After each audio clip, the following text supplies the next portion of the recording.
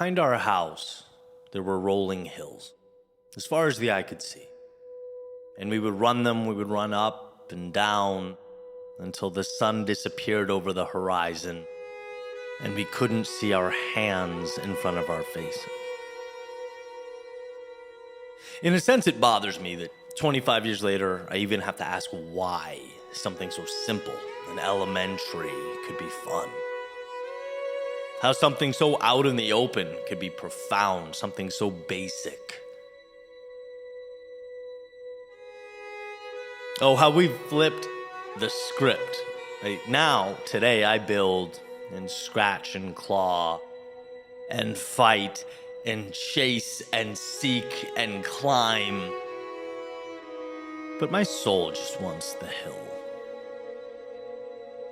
And you might hear that and think, well, how tragic to live in that gap, to exist without that which you so deeply desire. But let me reframe the scene. I never gave up the hills, and neither did you.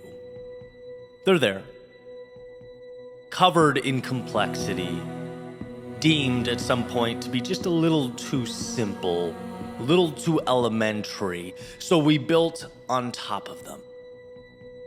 We laid a foundation of external expectations. We erected structures that would bring us validation. In other words, we built someone else's world on top of our own, called it a day. And as been one of my favorite sayings, two things can be true at once. Moving into the world means responsibility. It means more complexity. But it doesn't negate the fact that the precious things are the simple things. And while we often spend our days fixated on distant horizons looking for those things, I continuously find that they're often under our very feet. The ground we walk on. It might be more conventional to look back on those moments as, childish, as kids doing what kids do, but I see it as more. In fact, I see it as the essence of life, the reason we're here. It need not be abandoned. And when you close your eyes, I wonder what that looks like for you now. The air cycling through your lungs, a smile on your face, your hair blown back by the wind. What is that moment? See, because when that's yours, you ignite. And if you think that's selfish, I have news for you. You pass that light right on to those around you. It comes through in the world you build and the structures you make. When you find those hills again, you give meaning to the meaningless. It's paint on the canvas. It's a melody to the song. And to say, oh, I don't have time for that. It's like saying, I'll breathe later while your head is being held underwater. No, it is the oxygen you need. We get one chance to do this, one ride here. And your gift need be presented to the world. Your heart should race, just like it did when the setting sun was calling you in. And nothing else mattered in the world.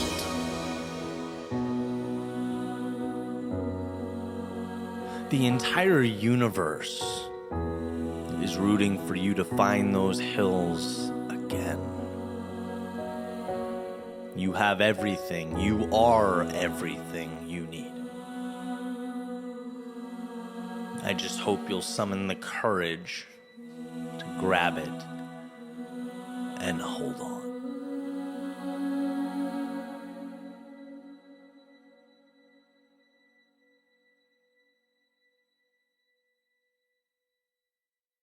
It's a scene from a movie called Dead Poet Society, and this quote just really hit home.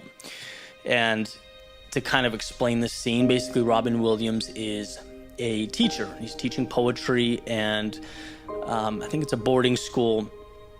And there's a bunch of kids around him, and he's explaining to them, these are kids with ambitions. They want to be lawyers and doctors and businessmen. And he's saying, I get that, right? But here's why poetry matters, right? And so it becomes a metaphor for life, essentially. So what he says is, to quote from Whitman, "O me, O life, of the questions of these recurring, of the endless trains of the faithless, of cities filled with the foolish, what good amid these, O me, O life?"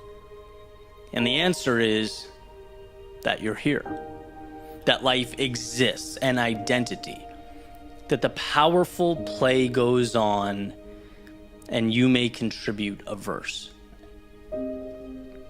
In other words, with all the negativity, all the ups and downs, all the quote unquote, terrible aspects of life, all the challenges, what good? Why are we here? What's the point?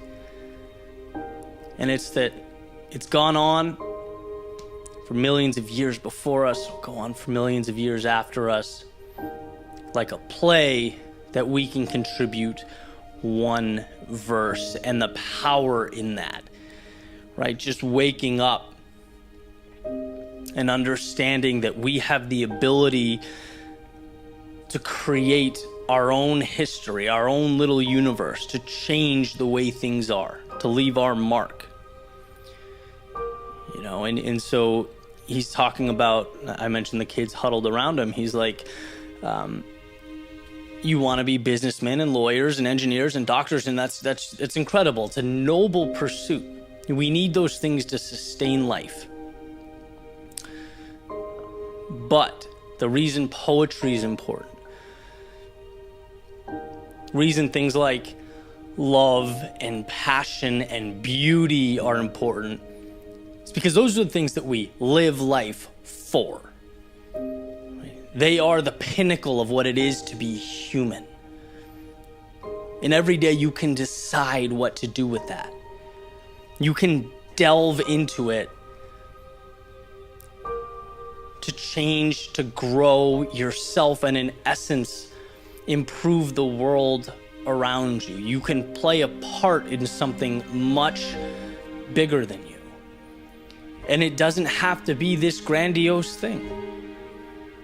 It's using what you have where you are, and the impact you can make is infinite. Never forget that enormous things are just the culmination of small things, little decisions.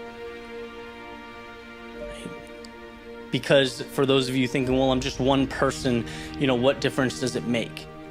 And why would my verse matter in the grand scheme of things, the great play of life? Well, I have a follow-up for you. I thought this was beautiful too. You say you're not special because the world doesn't know about you. But that's an insult to me. I know about you. Right? Everyone touches someone. And the ability to impact those in your immediate circle, it just can't be understated. Right?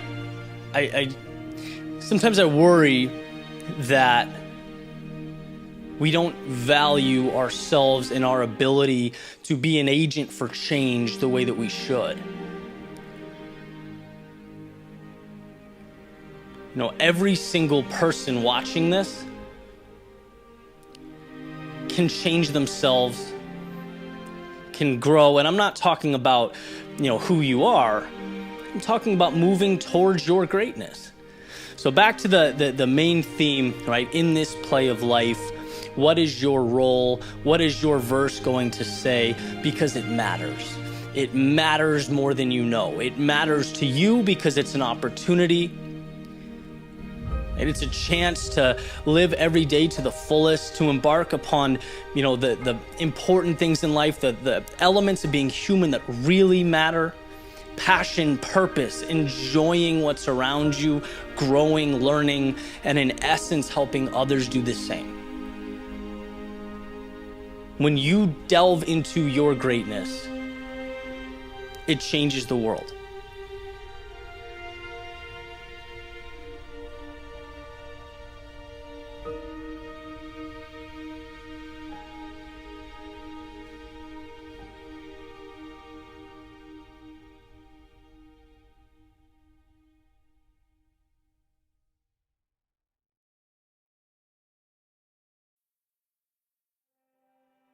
Jack Welch has said, control your own destiny or someone else will.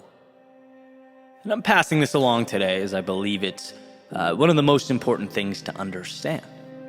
Not a once and done thing, but a reoccurring question. Where have I relinquished control? How can I recapture what matters most? As the world around us shifts, slips, and slides, so does our grasp on it. Which is why I find this continuous self-reflection so powerful. I have a flight this afternoon, which means I have a hard deadline and a lot I need to do before I head down to the Miami airport. I've been traveling a lot recently, which means I've been finding myself in this situation a lot recently. And here's what's become abundantly clear to me as I work through the logistics. On travel days, I'm exponentially more productive than on my typical quote-unquote workday. I wake up with an urgency and sense of control over my time that apparently is lacking on, say, your typical Tuesday. And I'm shot out of a cannon. Today, for example, I've worked out, written and recorded 2 speeches, counting this one, recorded short video content sent to my editors, planned next week's topics. Might even have time to go live and hang out for a few minutes. And I'm sitting here thinking, dude, if I had a flight at noon every day, I'd be worth $500 million by June. What is the difference between today and every other day? Simple. My approach towards it. How I utilize and control the resources at my disposal. This is a powerful, powerful thing to realize. It begs the question, how can this urgency be manufactured? Because that's what it's about, right? Setting up the parameters so that they are most conducive to our success. Another life-changing quote I came across a few years ago was, "You are your own experiment." Meaning life is about testing things, trying different methods, exploring different approaches, and also having the discipline to observe their outcomes. Why? So that you can use that information to position yourself for success. That info is as good as gold. 1, understanding, and 2, implementing. So that, we're not pushed back and forth by external factors like leaves in the wind, but are instead creating our own ideal circumstances.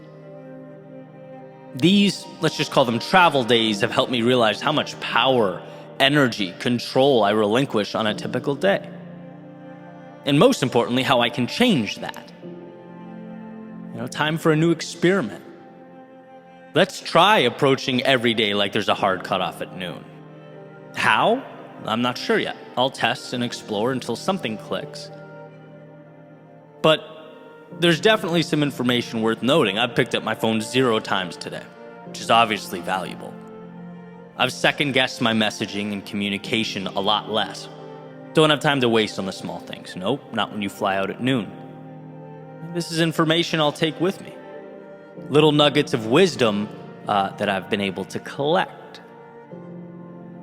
And so I'll finish with an important reminder that this is not so much about efficiency as it is about awareness and a willingness to adapt. Right? Like becoming a robot is not the goal here. But the discipline to step outside yourself and look at how you're spending your time so that you can make it more valuable and meaningful is. We let the outside world dictate far too much, and we don't even realize. We just sort of move through it. We relinquished control because we had no idea it was ours to take. We are very often unaware of the power that we have over ourselves, our circumstances, and our lives in totality. We're unaware of just how much value we walk right by. The opportunity is not days, weeks, or months away. It lives with you now. Every breath, every step, every decision. You just have to open your eyes and invite it in.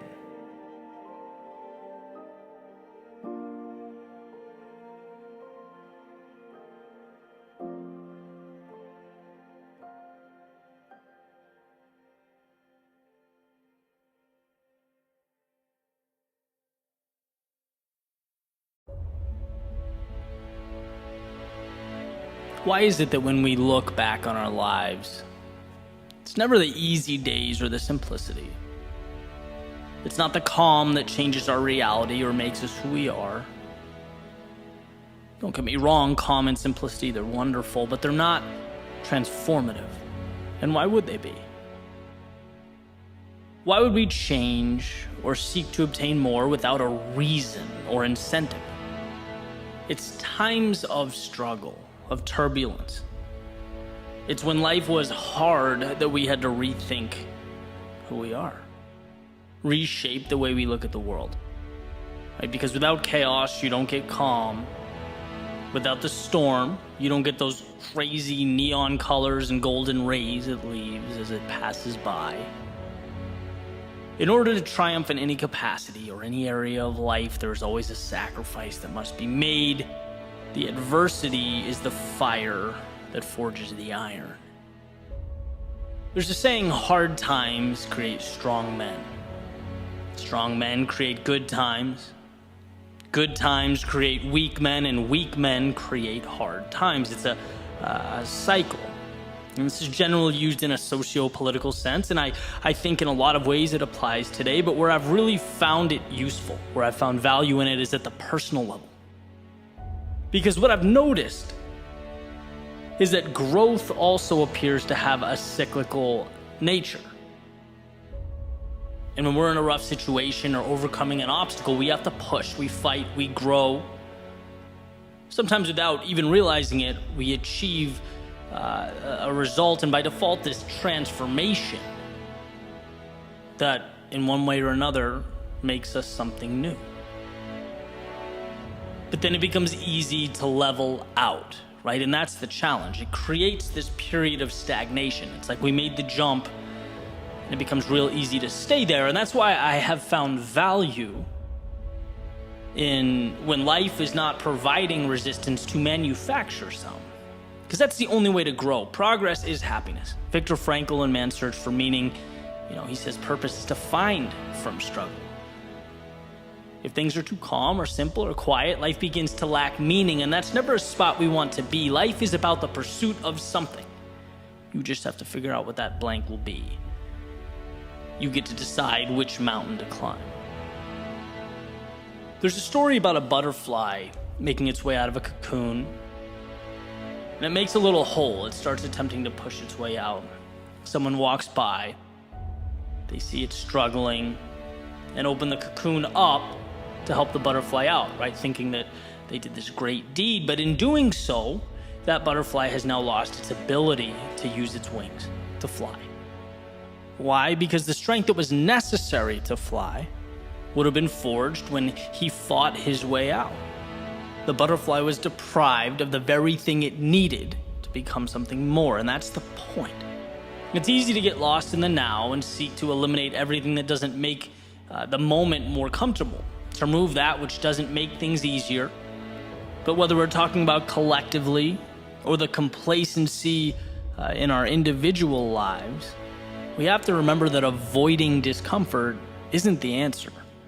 When your biggest problem is Amazon taking 5 days to deliver, or that your feelings are hurt by someone's comments or opinions on social media, you've lost track of yourself. You may be living in a world lacking the resistance necessary for growth. Maybe it's time to ask what matters. And I remember when I lived in Boston, I'd walk around listening to podcasts downtown, and I'll never forget hearing Ryan Holiday differentiating between passion and purpose. He called passion temporary, a dopamine hit. It's the excitement before the project begins, the beginning of a journey, the honeymoon phase.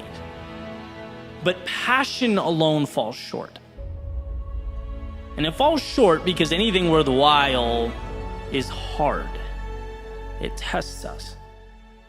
It repeatedly presents us with those metaphorical cocoons we have to fight.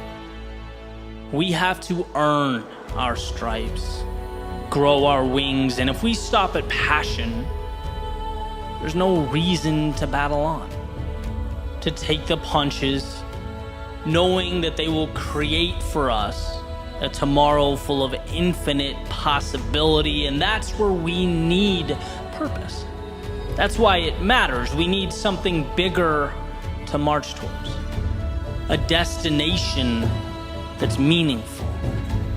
To remind us that those challenging times, they're not a burden. There is no poor me here.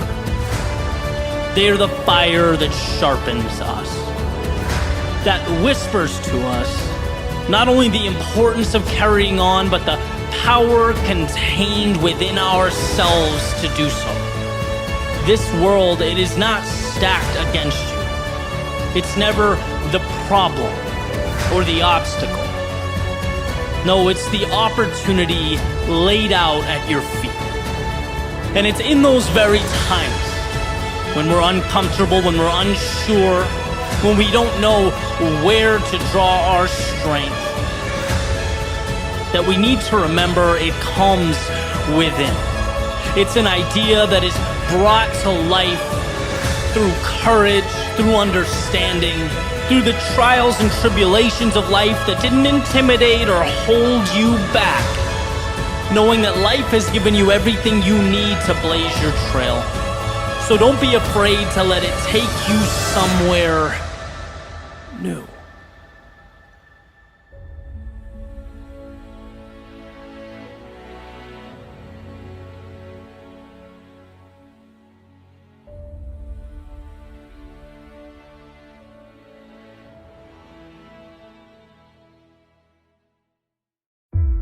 It's when we most want to turn around that we must keep going. When all we see is darkness, that we must have faith in the light. It's when we feel most vulnerable that we must become unshakable. See, there's a misconception that strength implies a total absence of weakness or doubt, that courage means never feeling fear or uncertainty, when in reality, these things are human. They've been wired into us. As Ernest Becker has said, we are simultaneously worms and gods. Worms in that, sure, we're animals, flesh and bone, unable to avoid death or misfortune or tragedy in life.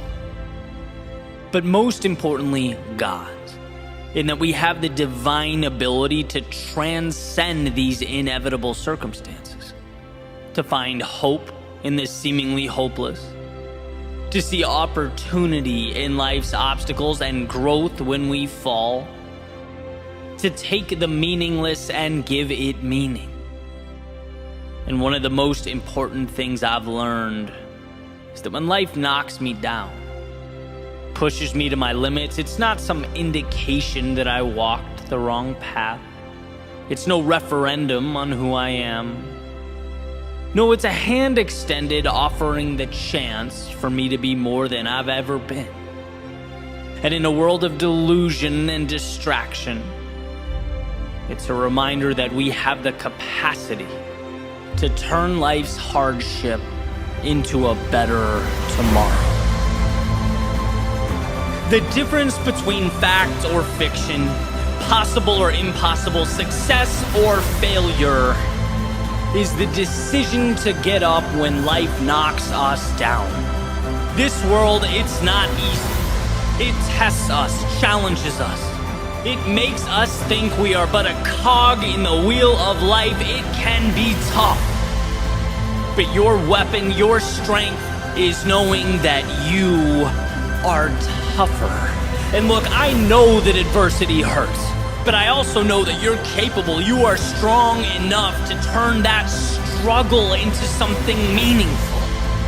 Where most would turn back, you have it in you to take one step forward. Let the walls crash down. The skies open up and the ground shake. See, this is minor detail in your world. Transcend the average, the earthly constraints and the mental limitation. Remember who you are, why you started. Remember that when your surroundings attempt to pull you back down to earth, you have no interest in the narratives they offer to you. You are unshakable.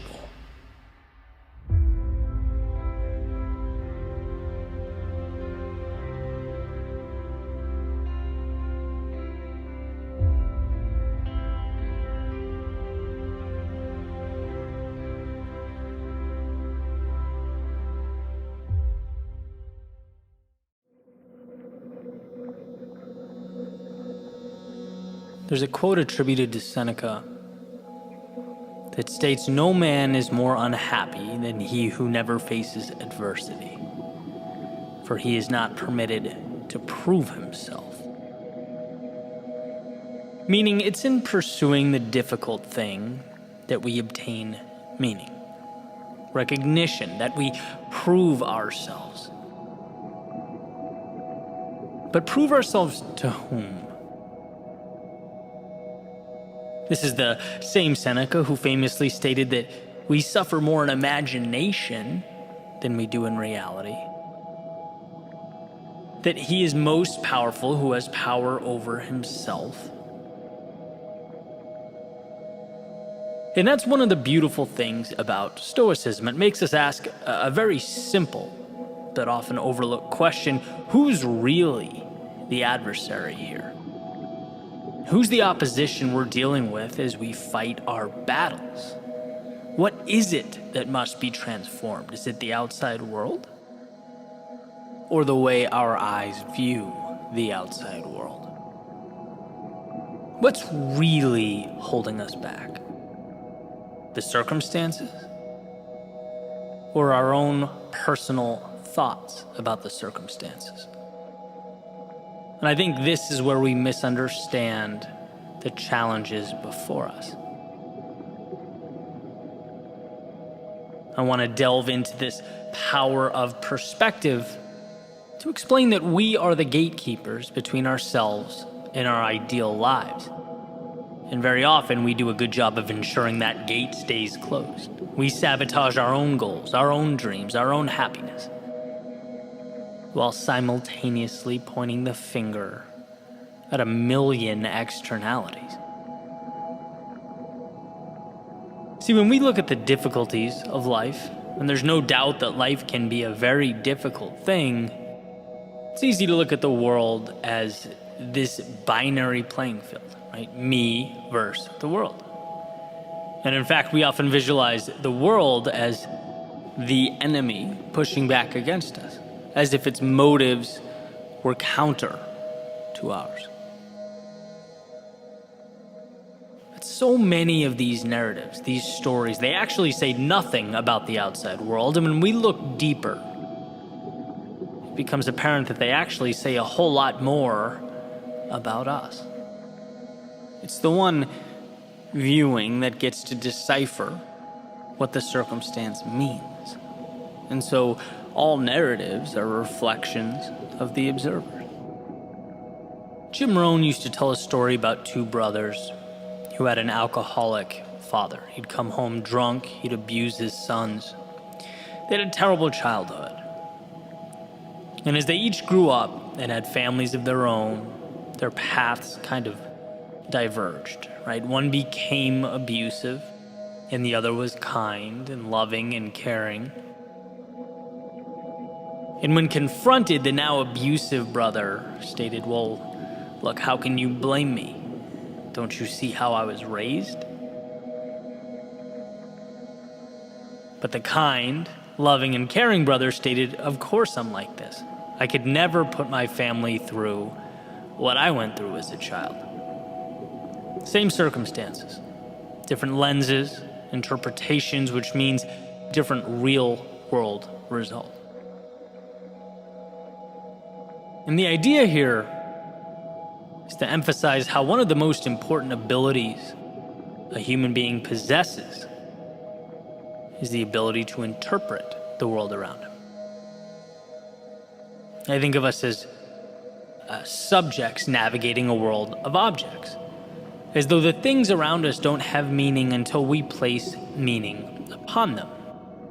That's what humans do. Create narratives out of objects. And that often overlooked, seemingly insignificant ability places a lot of power in our hands. Very rarely is it what we see, it's what we think and what we do about what we see.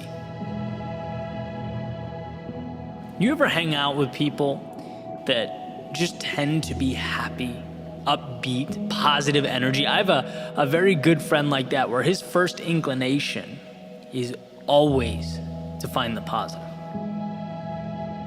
In moments where I've sort of trained myself to pause, take a second, sift through the emotion, uncover the value in a tough situation, refocus, and take a strategic step forward, I look over at him and he's already arrived there, right? He's been there for 3 minutes, right? Eliminated the negativity. It's his first instinct. He's the metaphorical kid hopping around in puddles, whistling at the top of his lungs, while everyone else is hiding out from the rain, or at least trying to find the courage to run out onto the street with him. Then there are people who seem to always find the negative. It doesn't really matter what the situation is. Happiness is fleeting, only to reveal the negativity that never seems to go away, right? The kind of person that if they won the lottery, their first thought might be, oh no, but what if I lose it all? Both examples are people projecting themselves onto the world around them. The same way that smoke covers and consumes an entire room. It's not the room that's the culprit. Here's another example from Jim Rohn, since we're on a Jim Rohn kick. He was making a similar point, and this is all from a collection of speeches he has on Audible, comparing humans to oranges, which is probably not a comparison you've made recently, but he said, there's consistency to an orange in that it can be filled with one thing. When you squeeze an orange juice is coming out. Period. It will never be apple juice or grapefruit juice. It will only emit what it has inside, which is orange juice. And well, here's the connection. When life pressures us, challenges us, or metaphorically squeezes us, we only emit the emotions that are contained and available, that are alive and well within us. If there is no jealousy contained in our thinking, we're not going to project jealousy out into the world. If there is no hatred within us, we will not project hatred onto others. Why is that powerful? It's powerful because, again, it's one of the most important things you can do. Certainly one of the most important things I've learned to do is take that finger pointing blame at the outside world, slowly turn it around and point it back at myself. And ask, what thoughts, what emotions, what ideas am I letting live inside my head that's altering the narrative, the story I'm telling about myself and the world that I live in? And while one might think, well, that's uncomfortable, that's unfair, a little extreme, why should I point at myself? It's not my fault. I would challenge you, at least for the sake of the next few minutes, to see such a change as empowering, as your advantage, as the bridge from where you are to where you want to be. See, if you always have feelings of, let's say, jealousy around a particular person, that feeling in your stomach like, oh, they have it all, they're ahead, right? They live how I want to live, they're this and that, and I kind of hate them for it. You're naively giving the external world the power. You're saying, I feel the way I do because of that out there, some cosmic injustice. You are powerless because you're neglecting your personal agency as a factor. But when you turn that finger around and say, I only feel this way because I'm allowing myself to, then you can ask the question so many never think to ask. Why? Why do I feel this way? Which lights a path to how can I fix it? See, the key to a better life is realizing you don't have to be in the passenger seat, pointing at and blaming the driver, complaining about the road being taken. No, you can get into the driver's seat. You can take the wheel. You can take control. Inherit responsibility. And there's more at stake. There's greater vulnerability. But the upside is unfathomable. And I find myself thinking all the time, man, people are blaming the wrong things.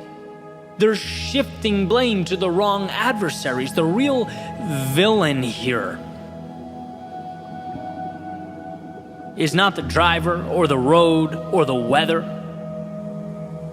The real villain is the voice in your head pleading with you not to take the wheel. Pleading with you to ride shotgun and complain as the world passes you by. And of course, it makes sense to qualify that with the inevitability that there are some things placed upon us that are just bigger than us, that we can't control. And you can make a list however long you want to: natural disasters, decisions and actions of others, health problems. We don't often get to choose the landscape. So as the Stoics would say, understand that. Understand what you can't control and what you can. Because the beauty is that you can control how you navigate that landscape, and that is power. That is what makes the difference. See, the two brothers I mentioned a few moments earlier, same landscape, different navigational tactics, different view of what it all meant. One took the wheel and one did not. So that Seneca quote that states, "No man is more unhappy than he who never faces adversity, for he is not permitted to prove himself." Well, it's perfectly clear as far as I'm concerned. The question is not whether or not to face adversity. I think we all understand that. What I hope we take from today is a better understanding of what the true adversity is. A better understanding of the fact that in front of us there is always an answer, a key to every lock. Some people just don't think to look. They're so busy peering around every corner for external enemies and scapegoats that they don't give themselves permission to succeed. Maybe unfortunate, but it's true. You can hit the bullseye over and over again. But if it's the wrong target, it won't do much for you. You might as well have missed by 50 feet. And I think that is what we overlook. You can't always fix the outside world. You can't change the unchangeable, but you can always change yourself. You can always fix you. As Tolstoy said, everyone wants to change the world, but no one thinks of changing himself. You're capable of being both your greatest adversary and ally, so choose wisely. Because the world around you will do nothing more than respond accordingly to your decision.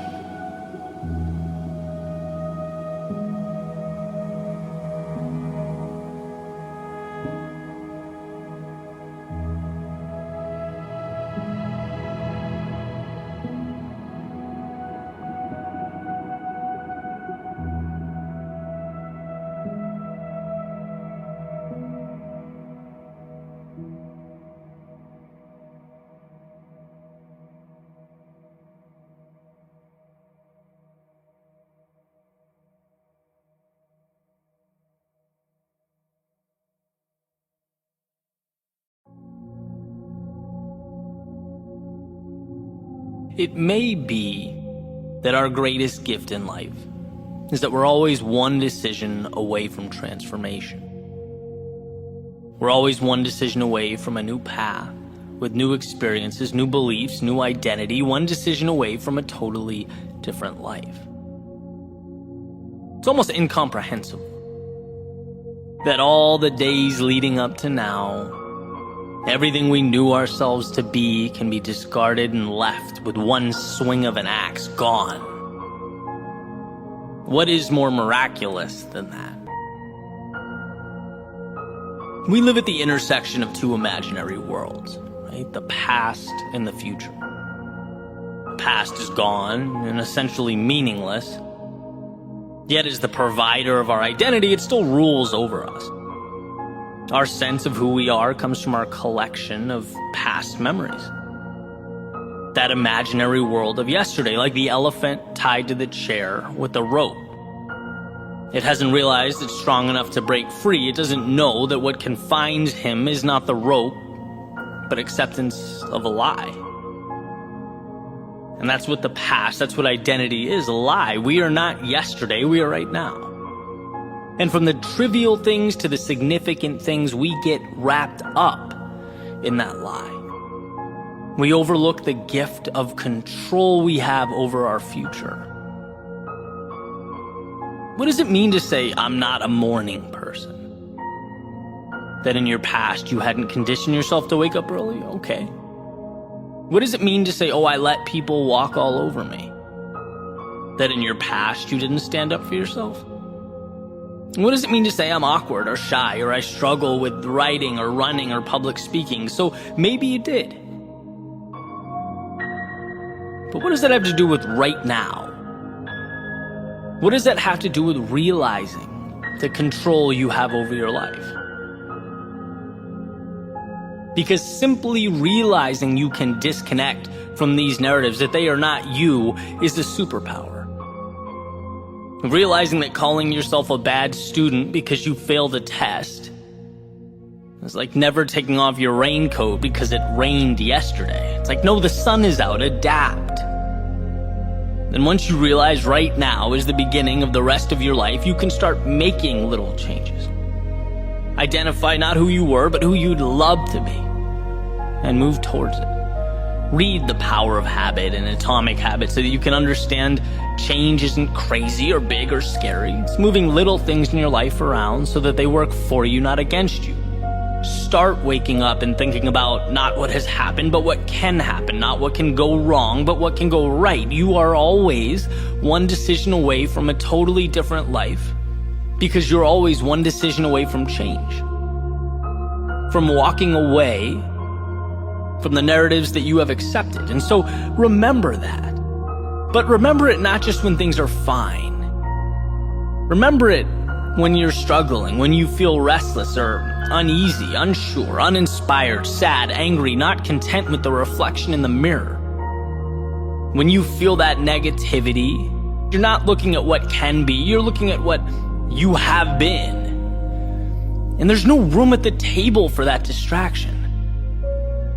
Not when you can reach out and start building something new. Not when you can put on a new pair of shoes and walk down a different path. You are always one decision away from a totally different life. And that decision should be first and foremost to choose future over past. Your next step over the last one. Choose your ideal world and start building.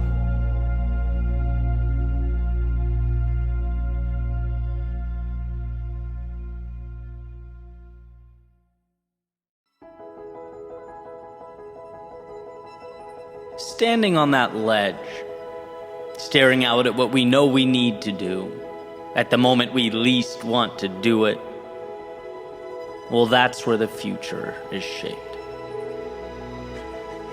When procrastination feels like the answer, or avoidance the optimal choice, where does one draw their strength?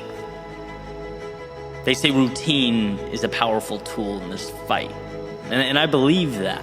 When something becomes habit or part of the process, instilled in the day-to-day, there's just simply less room for negotiation. We show up with our eyes on the prize. But here's the thing, we are human. There's simply going to be days when the world pushes back. Life is a game of complexity. It's unpredictable. You want to talk about the good days? Fine. It's easy to show up when we're feeling good. And thankfully, those days outnumber the others, right? Creating the bulk of our consistency, 10,000 hours. But not all of them. I mean, life is about momentum. Myself, after coming off a pretty terrible weekend for a variety of reasons, I found myself on that ledge again. When the alternative route made itself known, where it felt mighty tempting to call it off, take a break, where my worldview had come into question, I had to ask myself, who are you, really? It's easy to rationalize walking away in these moments. In his book, The War of Art, Stephen Pressfield says, our job in life is not to shape ourselves into some ideal we imagine we ought to be, but to find out who we already are and become it. Well, who would have known how much goes into that process of becoming? How committed we have to be to the road before us, and not only when it's sunny, but when the skies are dark and gray. And how if we allow ourselves in those difficult moments to say, sometimes it's okay to wave the white flag, it's okay to walk away, then you leave the door cracked to make that same decision at any other point in time. Right? Quitting, conceding can very easily become a habit. And a habit we want to avoid at all cost. Right? I have this little rule that no matter what, I can never leave dishes in the sink overnight. Never. And I treat this, arbitrary little promise to myself like it's life or death. Which, again, random, but hear me out. It's half practical, half symbolic. I know that if I say, okay, just this once, I've effectively removed the barrier separating order from chaos. If it's okay just this once, then it's okay 1,000 times. And a messy sink becomes a messy kitchen, becomes a messy house, becomes a cluttered mind. Extreme, maybe. But critical, right? Here is where the symbolism comes in. I understand how fragile that divide. How when I'm tired or have a headache or I'm busy, it's still priority.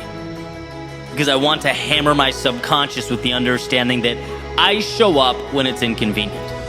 That very moment when, I could easily trick myself into thinking it's small or dumb or arbitrary. It's a sink, who cares, right? That's the moment that I need to bleed into the rest of my life. And I think that's exactly it, right? The floodwaters are always looking to come in. And how many cracks until the room gives way? When you've had a few rough days, when you've lost something important to you, when you're sad or disappointed about an outcome, what then? When life calls you to exceed expectations, what then? Because the world around you will always give you evidence to support dialing it back, right? Selling yourself short, if that's the case you're looking to make. But here's the deal. Should you choose the inverse, you are strong enough to be better than you've ever been in those challenging moments. You can show up when it hurts. You can reestablish your why and carry forward even after the turbulence of yesterday. Life will never be easy. It will never all make sense. And this understanding has helped me to roll up my sleeves and continue forward. When I'm disappointed with yesterday, or overwhelmed by the conditions or landscape of the moment, when I question how much I have left. But I've found that when I look hard enough, there's always something to draw on. And that's the message of note. That's what we must show ourselves. When you're on that ledge, this can be where you're at your best. This is where you get to uncover just how deep-rooted your greatness is. This is where you set the standard and the pace for everything to come.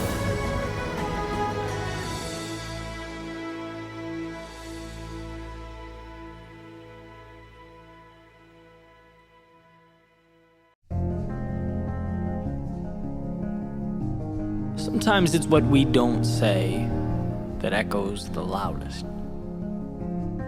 What we don't do that has the greatest consequences. Where we don't go that ultimately gets us lost. I remember as a teenager applying to college. I was working on the admissions essay. I was brainstorming with my grandmother, talking over possible topics and approaches. And she read me this quote that's sometimes attributed to Mark Twain, but that's beside the point. The quote states, 20 years from now, you'll be more disappointed by the things you didn't do than by the ones you did do. So throw off the bow lines, sail away from the safe harbor. Catch the trade winds in your sails, explore, dream, discover. I thought this was the perfect bridge to the next chapter in my life. The latest horizon, the newest adventure. I thought it was incredible, and it was. It was exactly what I needed, and so on to that next adventure I went. But here's the thing. As life unfolded, this equation somehow transformed from exploration and dreaming and discovery into the question, well, what am I supposed to do? Somehow, without my paying attention, life turned into a checklist, a question I couldn't get wrong, a test I needed to make sure I didn't fail. It's amazing how quickly we forget the infinite breadth of life because we're focusing on the dotted line before us, the one we're supposed to walk. Sometimes we're so fixated on what the expectation is that we don't ask ourselves where these expectations are coming from. Who is so significant and wise that they know what's best for you to a greater extent than you do? See how that's an important question, and also one you can lose in your periphery as you follow that dotted line before you. When you have a destination in mind, hopes, dreams, ambitions, well, that's an adventure. When someone else has a destination in mind for you, whether this authority is imaginary or not, that's obedience. And sometimes the greatest disservice we can do to ourselves is to not stop and think, to not stop and ask ourselves where we're going and why. Do you remember when you were a child and you got into trouble, right? Sometimes you'd get sent to your room. And for me, this was agony. When it was punishment, I wanted to be anywhere but confined within those walls. I hated being sent to my room. And then finally, the door would open. My parents would say, Eddie, you can come out now. I'd go outside, play basketball for a little bit, and then oftentimes I'd find myself right back in my room. Happy, playing with my toys, whatever I was doing, not a care in the world. And it's like, what changed? Nothing but the context. Same me, same room, same toys, same whatever I was doing. It was, however, no longer a punishment. And I think this realization is worth exploring. We may not realize, we may not even be able to articulate it, but I think we long for control over our lives. We long to walk our own path. And in this situation, the path led me right back to where I was. Sometimes, though, the path leads us in the opposite direction, far away to distant worlds. The end destination is not as important as the fact that we chose it. That we asked ourselves why, and that we believe in the answer and immerse ourselves in its execution. So when Mark Twain talks about the things that we don't do holding more weight in our hearts, it's because those things we tend to skip over are often the very things that breathe life into our souls. We'll go to school to get good grades, to get a 9-to-5, to get a promotion, to get a mortgage on a home. But the audacity to open that photography studio. The nerve to think you could rent a van and travel the country. The delusion to think you could start that routine that will get you in the physical shape you've always dreamed of. See, we're lucky and fortunate to have the things that we have. The quality of life we lead now far exceeds those that came before us. Life is convenient, incredibly convenient. But what is convenience if it comes at the expense of purpose, of meaning in life? Because that's what steers the ship. A crisis of meaning ultimately mitigates everything else. There is no exploration without meaning. And without exploration, tomorrow becomes a repetition of today, not an evolution of today. And what's incredible, truly incredible, is that our purpose can be rediscovered, our paths redefined. How? By having a long conversation with, you guessed it, yourself. By putting the phone in another room, by disconnecting the Wi-Fi and spending time with you. Something along the lines of, dear self, what matters to me in this world? Where am I going right now? Is where I'm going right now aligned with what matters to me in this world? And sometimes the answer is yes, sometimes no. Great, but what we have now is a foundation to work off of. An awareness that should be celebrated, that you created. It's so easy to walk through life and never have that conversation. It's so easy to sleepwalk to the tune of someone else's song, the beat of other people's drums. But when you open your eyes, you see the correlation between your thoughts and your actions and your reality. You realize that when you wake up, that tendency to ask yourself what you have to do today, to reflect on your problems, those questions you assumed were normal, that you never gave much thought to. Well, now you'll see you can dismantle that notion. Now you'll see that if you can ask yourself what you have to do, you can just as easily ask yourself what you want to do, what you get to do, what life is inviting you to do. If you can reflect on your problems, you are just as capable of reflecting on the opportunity at your fingertips. If you can spend time dwelling on whether you're walking the obligatory dotted line that's been laid out in front of you, you're just as capable of redrawing that line and allowing it to pull you into a new dimension. Listen again, 20 years from now, you will be more disappointed by the things you didn't do than by the ones you did do. So throw off the bow lines, sail away from the safe harbor, catch the trade winds in your sails, explore, dream, discover. Explore, but for you. Wander down those paths that have for so long piqued your curiosity. Try things you once felt like other people were entitled to, but you'd never given yourself permission. Be that for yourself, because no one will come up to you and randomly give you that green light. Dream, because without building your castles in the air, as Thoreau calls them, you live your entire life on the ground. You'll never hit targets that you don't create. And sure, there'll be a time that only you see the destination. Great, that's life, but with each step forward, as it becomes more real for you, it will make sense to others as well. Trust each step like it is in and of itself a miracle. And you'll find in time that that's exactly what each step was. And lastly, discover.